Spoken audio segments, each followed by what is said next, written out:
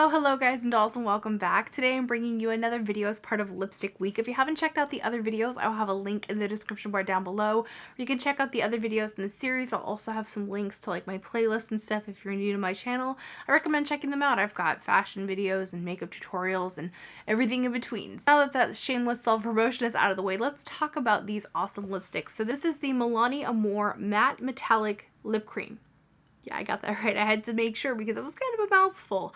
This is an interesting product. A couple of companies have come out with these metallic liquid lipsticks. I tried the ColourPop ones, and to be totally honest, I didn't really care for those. I felt they were too drying. They dried down like way too much, and they really, they just made a mess of my lips. Like every little line showed, because you've got a mix of like a drying texture mixed with metallic, which is like light reflecting. So it's just like, Texturally, these are much better. They're not quite as drying. They do dry down. They don't kiss off. They don't smear. I double checked. Did you see that? I was like, they don't smear, do they? No, they don't smear. These are pretty freaking awesome. They are incredibly liquidy though, so you have to be a little bit careful when you're applying them. Most of them applied like a dream, like the most beautiful liquid lipstick experience ever. They also smell really good. They smell like a cross between like butterscotch and buttercream.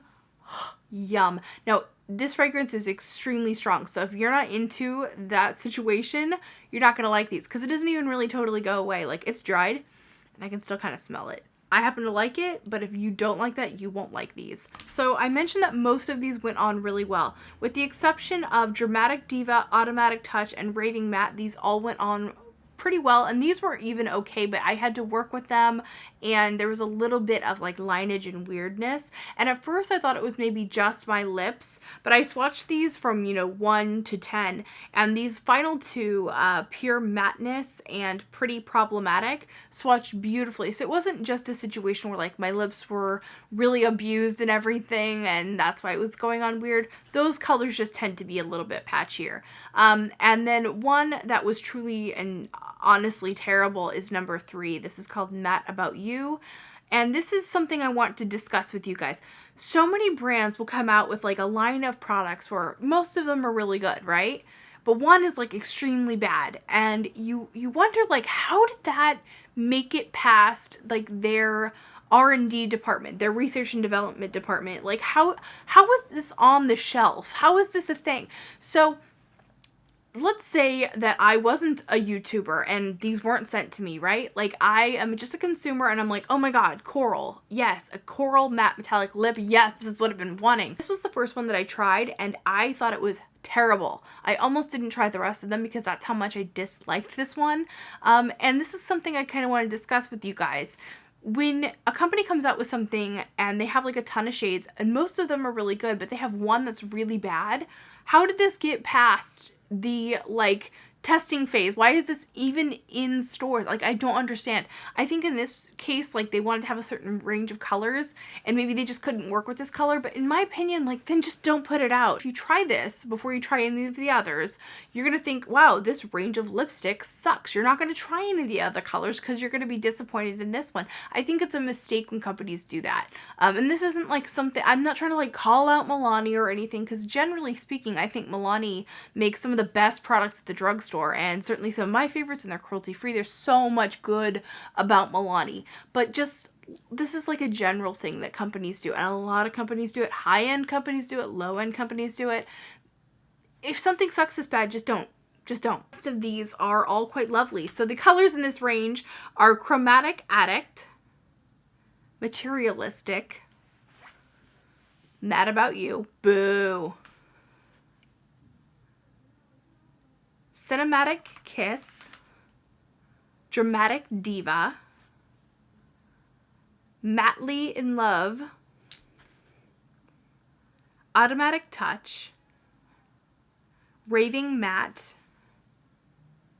Pure Matteness, Pretty Problematic. So my light just died, so that's kind of weird. Sorry about that, guys.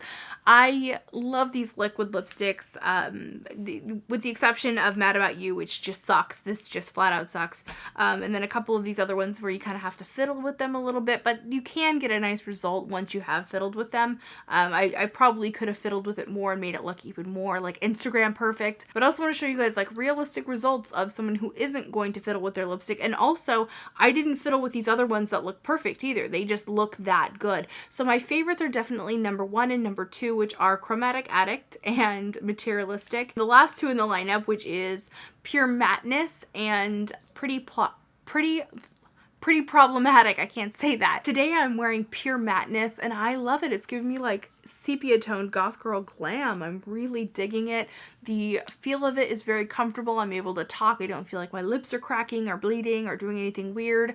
Love these liquid lipsticks. They do come off quite easily, but you do need to use a like eye makeup remover, like a dual phase eye makeup remover to get them off. I tried with just Bioderma and it was laughable. They don't come off. Price-wise, I can't tell you how much these cost because everywhere I looked online, they were a different price, and I have never been able to find these in person. And that's something that's kind of frustrating about the Milani lines in particular.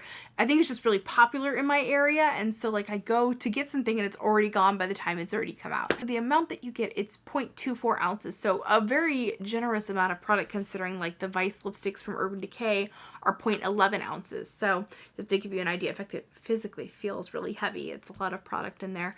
One thing I also want to mention is that you might want to like shake them up almost like you do with nail polish. Thank you guys so much for watching this review. Be sure to check out the other videos in Lipstick Week. I will have a link in the description bar down below to a playlist for this series. Let me know if you guys like this format and if you want me to do more of these, if you want me to do like a foundation week or an eyeshadow week or whatever. Let me know in the comment section down below and I will see you guys in my next video. Remember to be vintage or tacky. Just be your own kind of beautiful.